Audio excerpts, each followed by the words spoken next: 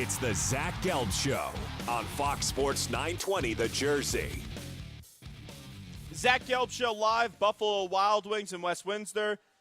Fox Sports 920 The Jersey. You can listen to us 9:20 a.m. or on the web at 920thejersey.com. Big story tonight, NBA draft. Sixers have the number 1 overall pick and are also looking to move up to number 3. So there's a lot of buzz in the city of Philadelphia and also the state of New Jersey, where we broadcast in New Jersey and Pennsylvania. And now joining us on the hotline is a man that knows what it's like to do some significant damage in Philadelphia now, the assistant coach at Temple University, former Six-Man of the Year, and that's my good friend Aaron McKie. Coach, how you doing?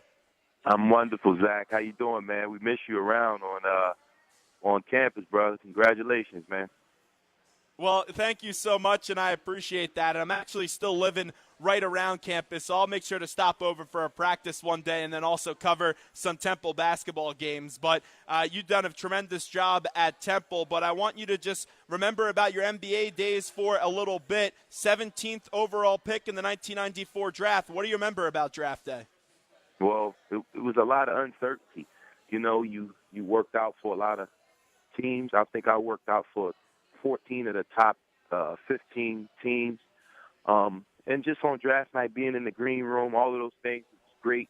I had the pleasure and the opportunity to be in there with one of my teammates, Eddie Jones, who got drafted 10th by the Los Angeles Lakers. But it's a wonderful feeling, but at the same time, it's probably the most nervous you'll ever be, where all in one night, the fortunes of yourself and your family change overnight for most of the guys, like the first-round picks, and certainly for myself and my teammate Eddie Jones. So it was just a wonderful night.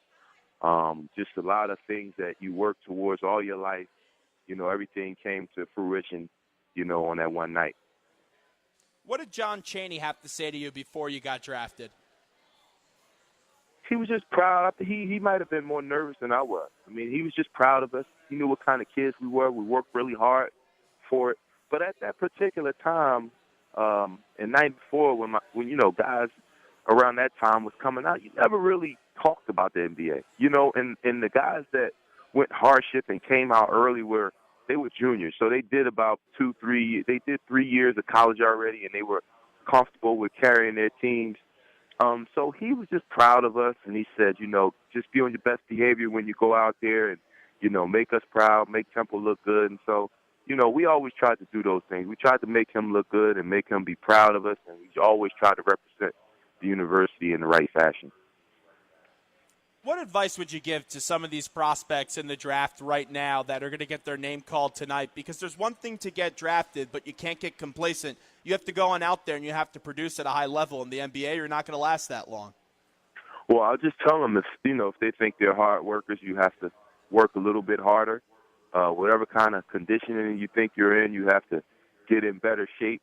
And they'll learn that right away. You know, they go right into summer league that starts the first week of July. In Orlando, and then you have the other one that goes on in Vegas. So they learn that right away, and it's a bunch of rookies, and you have some other guys that's trying to, you know, just get tied in with some teams, and they'll see the first day of practice how hard those guys are practicing, how strong they are. The speed of the game is a little bit different than college. So each level you go in sports, from high school to college, the strength and the speed is different. From college to pro, you know, obviously the speed and the strength of the game is different. And I think that's the one thing that those guys are recognized right away.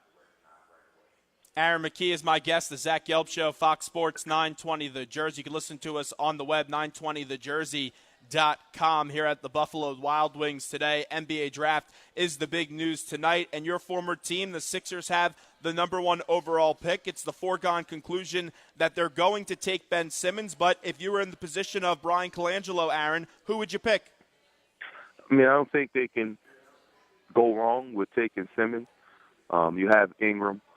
In my opinion, I've been talking about this for the last couple of weeks. In my opinion, I think the better fit with Okafor would be Ingram. Both of those guys' ceilings are really high, and it's all speculation from everybody. We don't know how good these guys are really going to be. We hoping that they're all really good. I think when you have really good players that come out, your product is a lot better. But we just don't know. I think Ingram is the better fit with Okafor because he's a better, more polished perimeter shooter. I think in so many ways, Simmons reminds me of Magic Johnson, a left-handed Magic Johnson. He does so many things out on the floor to impact the game. He can handle, he can score, he can defend, he can rebound, he can play 1 of 5 positions. You can put him on defense. He can play the point guard. He can play the center.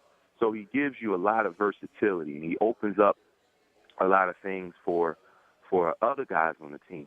And you hope, me as a fan, and especially being a fan of the 76ers, I hope he's one of those special players that we get an opportunity to watch and witness him grow for the next 20 years and take that franchise to that next level. For Simmons, basketball is his life. How does he improve that jump shot, though, when you get into the level that is the NBA? I think it's muscle memory. I think he'll be in a position where he's going to be a guy that has the ball in his hands. He'll be a guy that'll be able to score the ball. But what he'll realize is he's going to have guys out there that's 6'9", 6'10", just like he is, that can guard him. I think it's just getting comfortable with it. You know, they said LeBron wasn't much of a jump shooter when he came in. He figured out a way to make timely shots and to make shots. He's not a knockdown shooter, but he'll make the shots that he needs to make. And I think Simmons will be just like that, you know, with putting the work in and putting the time in, and his confidence growing with taking that shot more. I just didn't see Simmons from the games that I haven't studied him a ton. From the games that I watched him, I may have seen him take 2 jump shots. And it's not a lot in college, especially for a guy that has the ball in his hands a lot. Everything for him was at the basket. Now, he was on Jimmy Fallon the other night, and they had a nice D'Alessandro's cheesesteak. That's Ben Simmons and Jimmy Fallon. But the one thing I want to ask you that I thought was very interesting was Ben Simmons talked about how he's very close with LeBron James, and that LeBron said he could call him for advice anytime. Now, LeBron does play in the East. Does that happen a lot where guys, even though they aren't your teammates, will reach out to a young guy and say, hey, you could call me for advice anytime? It's a brotherhood. I don't think LeBron is going to be telling him stuff during the course of the year, but over the summer, I'm sure they got the same agent, which is LeBron's best friend growing up. I'm sure they'll spend time in the summertime working out together and being around each other. But it's a brotherhood. You try to look out for the guys that especially a guy like him, who's probably at some point LeBron is going to be passing the torch to. So you learn from those guys. You know, Kobe learned from Michael. You know what I mean? So, you know, hopefully we're in a situation where we can see LeBron pass the torch to him, and he's able to carry this basketball, the NBA brand, you know, to another level. I saw Charles Barkley talking last night on Bill Simmons' new show, and I always love when Chuck speaks because he's such an entertaining person. And Chuck was annoyed that there was, I think it was in the finals, someone on the other team helped someone up, and he goes, hey, we would never do that back in our day. You know, the basketball now, it's too soft, and it was more tough back in the day. Do you have any take on that? It's the culture now, you know, and I tell the little kids that. I had to stop them. We're having a camp this week, and I said, look, guys, I love the fact that you're out here having fun, but you got to learn how to be a competitor. You could be friends and everything else after the game or whatever, but at some point in your basketball career, you got to learn how to be a competitor, and at all costs, you want to win, you know, without any wrongdoing. You want to win games, and you got to find a way to get an edge. You know, we go out here and we recruit these kids. I don't see kids having fun. I don't see kids. It's like a job to these high school kids now. You know, I don't see them out there. You know, they spend too much time laughing and giggling with each other, patting each other on the back. They don't go out and just say, I want to win every time I step out on the court. You know, and a lot of it is because they get so much attention at such a young age that they're just comfortable.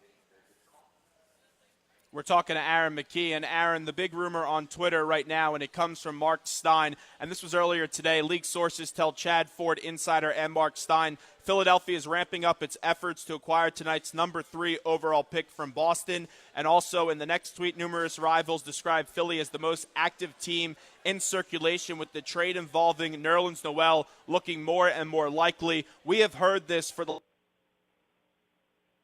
free. And they want to take Chris Dunn, and the Celtics have to take Chris Dunn, and then they'll have to make a trade afterwards. But the big debate has been, who do the Sixers keep, Jahlil Okafor or Nerlens Noel? Should they keep Okafor or Noel if they do make a trade to get Dunn? Well, all only thing I would say, in my opinion, Okafor to me is going to be a double-double career guy. He's going to be a 20-10 guy for his career. I love Noel. I love his energy. I love his ability to run the floor and defend. I think he's probably a backup center. So to me, I would keep Okafor. If you can find a way to and you hate to see this happen to young guys because they really don't get a chance to grow, but that's the part of the business that they have to understand. Teams just try to find ways to get better, and sometimes they're a part of it with a trade. But I really like the idea if they can keep Okafor and they can get Simmons and play those guys and have them grow together, and then you get a kid like Dunn, who I think is about as dynamic as any point guard that has come out in a long time. He has size, he has speed, he has creativity, he can shoot the ball. I mean, he fits right in with all of the point guards that's in the league right now, which I think is the most dominant position in the NBA right now. I think Chris Dunn would just step right in and fit in along with the Westbrooks and the Kyrie Irvings and Steph Currys and all of those guys. So when is Okafor going to play some defense for the Sixers then? Well, that's the coach's job. 5 guys got to play defense. And, I've been hearing everybody say, well, he doesn't play defense, sit him down. And you have to teach him. He has to learn. He comes from a very good program at Duke University, I'm sure. Nobody ever said anything about him playing defense when he was at Duke. So these guys are young. We expect them to be great overnight, and it's just not going to happen. And that's why it's so important that you surround them, these young, talented guys, with some veterans that can help them along the way to help them understand what's important and how they're going to be able to put themselves in position to win and to be champions. And that's playing defense, period. So he has to have a big guy around him that can just kind of walk him through everything and get him to understand on and off the court. So that's just coaching. Just get him out there every day and put the emphasis on playing defense. But I think in the NBA now, there's no real emphasis on playing defense anymore. It's about who can score 150 points the fastest. And then when we try to nitpick with these guys, we say, oh, they don't play defense. So I think the kid can be a two-way player without question. I think the kid can be a two-way player. Just you got to make sure that he's doing it night in and night out, where he's consistent on both ends. As someone that loves the Philadelphia 76ers like yourself, you played for them 1997 to 2005 and also coached from 07 to 2013. And I know that, it must have been tough for you to watch the way the team was playing over the last few years under the leadership of a Sam Hinkie. Do you believe that the Sixers are in better hands with Brian Colangelo compared to what they were in with Sam Hinkie? Well, I think Sam Hinkie left them in a good spot. And we'll see. I agree. I guess we've been saying that for the last 3 or 4 years. It's always been a wait and see thing, but I think they're in a really good position. They have draft picks. They got some young talent. They have to continue to seek out that young talent. But I think what's most important is you got to have seasoned vets around this young talent in order for it to really flourish and grow. So I think those guys are in a really good position, and all the moves that's made have to be the right moves right now. And you played in Philadelphia, and the Sixers, when you were here, they got to the finals, and they did lose to the Lakers. Just describe to me what it was like to play for Philadelphia, and when people bring up Philadelphia to you and playing with the Sixers, just what are some memories that come back to mind? Just awesome. Just the best fans. And, we have very knowledgeable fans here in Philadelphia, and that's with any sport. I mean, when you're winning, they're the best. There's no other city that's better than Philadelphia in terms of fan support with the local teams, with the teams here, especially when you're winning. And obviously when you're losing, they could be a tough group. But I think that, with this being a blue-collar city, that's just how it is here. And you got to find the guys with as Coach Chaney used to say, with teeth in their belly that can deal with this kind of city. And if you look at all the superstars that we had that's been there, they've been those blue-collar, tough-minded, tough guys that really embrace the city, and the city really embraced those guys. So hopefully Simmons is one of those guys, and you look at the Eagles and their draft picks, you look at the Phillies and their draft picks and the Flyers. This is just a wonderful sports town to play in. And whenever someone brings up those Sixers teams that you were on, they're always going to be synonymous with the name Allen Iverson, and he's going to be in the Hall of Fame. And you guys obviously had a really close relationship. Allen got extremely emotional when he brought up your name at his press conference. You always tell it how it is. You're very real. You don't, make stuff up to people. Why did you and Allen get along so well, and why was there such a trust between the two of you? I think he had a level of respect for me. When we first met, when I got traded to Philadelphia, he was, already on the team there. And I was just one of those guys who didn't have a problem with expressing my feelings towards him and what I thought. And we just played hard. We competed, and we got after him in practice. He got after us in practice.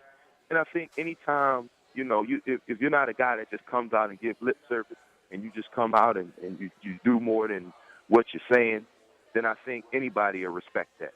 They don't have to really like you as a person, but they're going to respect your work because you go about it in a workmanlike way every day. And I think from the beginning, that's what he liked.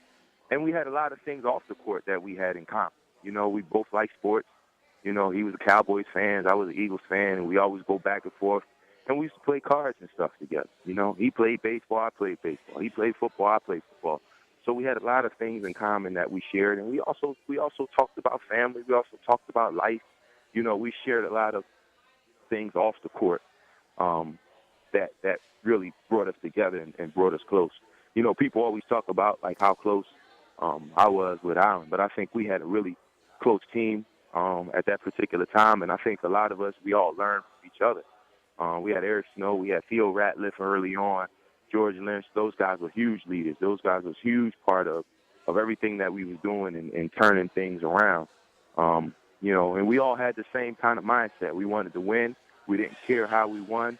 We just wanted to outplay everybody and just work hard, and then we got along pretty good. If you didn't play pro basketball, what do you think you would have done with your life? Probably working with kids. I was a social work major in school. I enjoyed being around kids, and I enjoyed sharing my story with them. I think, especially the environment I come from, when you come from the inner city of Philadelphia, I think I've had so many wonderful people in my life. My high school coach, Bill Ellaby, my mentor, John Harnett, Coach Cheney, and a host of others that played a huge role in me being the person that I am today. And I think that would have been one of the ways I would want to give back. I know it's a burnout kind of job when you work with kids every day because it's your heart has to be into it, and it's so much work and so less pay. So, I give credit to teachers and every social workers and everybody that deal with people on a daily basis and give their life, dedicate their life to it. And I think that's something that intrigued me because I'm the classic example of a kid that comes from nothing, but as they said, that saying, it takes a village to raise a family or whatever. And it was just so many people that played a part in my growth and my development. And I think that's just a way for me to be able to give back to society. Wrapping up with Aaron McKie, who joins us. Zach Gelb Show, Fox Sports 920 The Jersey. We're here at Buffalo Wild Wings today, getting ready for the 2016 NBA Draft. Let's talk a little bit about Temple, though, real quickly, as that's the team that you're now an assistant coach for. You do a tremendous job with those kids and working with those kids and trying to get them to the next level and hopefully win an NCAA tournament game next year. An unfortunate story, though, at the end of your season with Trey Lowe. How's the health of Trey right now? How's he doing? He's coming around, doing pretty good. He's just trying to get back to doing normal things again. Trey's a great kid. He's really upbeat, and I think more than us helping him, he helped a lot of us with his enthusiasm, and his smile is electric, and him just being all he talks about is just getting back, getting healthy, getting back, getting healthy, and so we're there to support him, and we have our days when we're down and we're feeling bad, but when we see him, he just gives us a shot in the arm, and he lets us know he's going to be okay.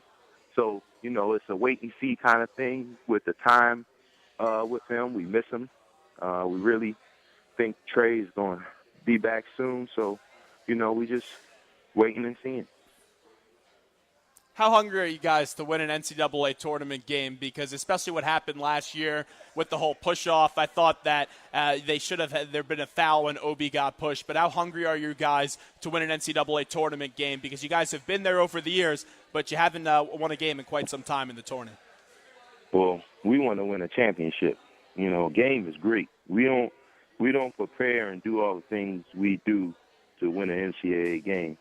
So that's our goal. Unfortunate that it didn't happen. I think the guys do a tremendous job, and we gotta figure it out. But our goal is to win a national title. You watch Villanova do it, and everybody talk about small schools versus big schools, and I bet you nobody across the country have no idea how big Villanova is. But they figured out a way, they managed, and they won a national title, and it's not their first one. So that's our goal. That's the standard for us. And when we get guys and we get recruits, that's what you should come in thinking about. And because if that's not what you're thinking about, then you shouldn't be, playing basketball. You shouldn't be, coming to Temple to play basketball because we want to win a national title. Now, before we let you run, there's also some other local products that you got to see and have your team go up against this year, and those guys are trying to make it in the NBA. You'll probably see DeAndre Bembry get drafted. You'll probably see Oshefu get drafted in the second round, and then we'll see if Arche Diacono gets drafted. Maybe he signs on with the team in free agency. With those three players, you think they have a future in the NBA? I think Bembry does. Oshefu, you always can use a big body like him. He does a really good job of being in position. I think he can carve himself out of a niche by being a high-level rebounder. I wish all of those guys the best. We compete against them, but, again, with being in the city and with the 6 schools, we have a mutual respect for one another, and I think we all pull for one another. So I'm hoping that those guys' names are called, and, we watch those guys and watch them closely and say, hey, we competed against them. Because I think they can show our guys, look, I played against him. I know what he do. Is this what I have to do in order to position myself to make money and playing basketball? So maybe if those guys are setting the standard for some of our guys, then they need to see that. And hopefully they can see guys that they played against have their name called or one day playing in the NBA. Well, Coach McKie, we appreciate the time. You were such a good basketball player, but let me tell you, you're a better person, and I'll make sure to stop by the Liacouras Center. Can't wait to see the Cherry and White back in action. T for Temple U, baby. All right. Thanks for having me, bro.